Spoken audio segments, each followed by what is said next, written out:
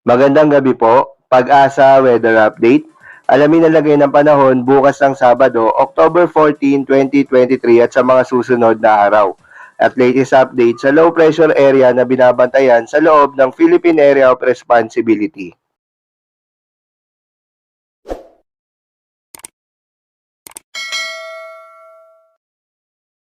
Alamin natin ang magiging lagay ng panahon ngayong araw ng Biyernes, pati na rin po sa mga susunod na araw.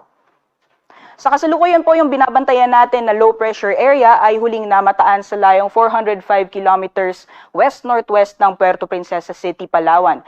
And kung makikita po natin sa ating satellite image, halos nasa boundary na po ito ng ating Philippine Area of Responsibility. So inaasahan po natin or posible na po itong lumabas ng PER mamayang gabi or bukas po ng umaga.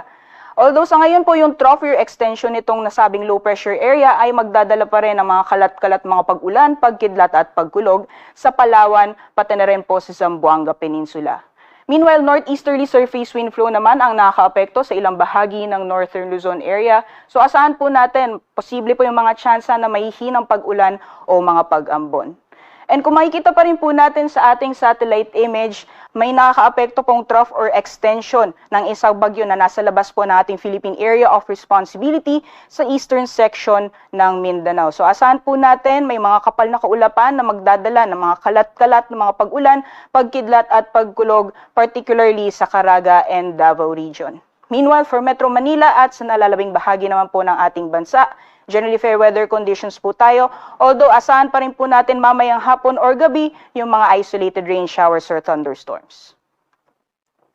So magiging lagay naman ng panahon bukas dito sa Luzon, magpapatuloy pa rin yung epekto ng trough or extension ng low pressure area na magdadala ng maulan na panahon sa Kalayaan Islands as well as Puerto Princesa City, Palawan. So meanwhile, for the rest of the country naman po, fair weather conditions, may mga chance lamang ng isolated rain showers or thunderstorms for Metro Manila as well as some parts ng Central Luzon and Calabarzon pati na rin sa ilang bahagi ng Southern Luzon. Meanwhile, dito naman sa may areas, sa matataas na areas sa Northern Luzon, mostly mga light rains or mga pag-ambon ang mararanasan. Para sa agwat ng temperatura, sa Lawag 25 to 33 degrees Celsius, 24 to 33 naman sa Tugigaraw, Baguio City 17 to 24 degrees Celsius, sa Metro Manila 23 to 32 degrees Celsius, 23 to 30 degrees Celsius sa Tagaytay, sa Legazpi 25 to 33 at sa Kalayaan Islands, pati na rin sa Puerto Princesa, maximum temperatures ay posibleng maglaro mula 30 to 31 degrees Celsius. So magiging lagay naman po ng panahon sa Visayas and Mindanao, magpapatuloy pa rin yung mainit at maalinsahang panahon. Pagdating sa umaga hanggang tanghali, may mga tsansa din po ng mga isolated rain showers or thunderstorms pagdating sa hapon or sa gabi.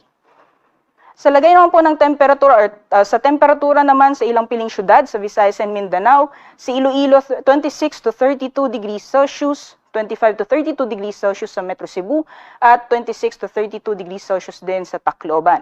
For Zamboanga naman, 25 to 33, and maximum temperatures for Cagayan de Oro and Davao, maglalaro mula 24 to 32 degrees Celsius. Sa kalagayan naman po ng ating karagatan, wala po tayong nakataas na gale warning sa anumang baybayin ng ating bansa. Ngunit iba yung pag-iingat sa mga planong pumalaot sa mga baybayin sa Northern Luzon dahil inaasahan pa rin yung moderate to rough coastal waters. And for our weather outlook or susunod or sa darating na Sunday until Tuesday, ay asahan po natin malaking bahagi pa rin po ng ating bansa ang makakaranas ng fair weather conditions, biban na lamang sa mga tsansang isolated rain showers or thunderstorms sa Metro Manila, Legazpi, Metro Cebu and Metro Davao, and light rains or may hinang pag-ulan sa Baguio City. Agwat naman ng temperatura from Sunday until Tuesday for Metro Manila ay maglalaro mula 24 to 32 degrees Celsius, 16 to 24 degrees sa Baguio City, 25 to 32 degrees Celsius sa Legazpi City, Metro Cebu 25 to 32 degrees Celsius at sa Metro Davao naman 25 to 33 degrees Celsius.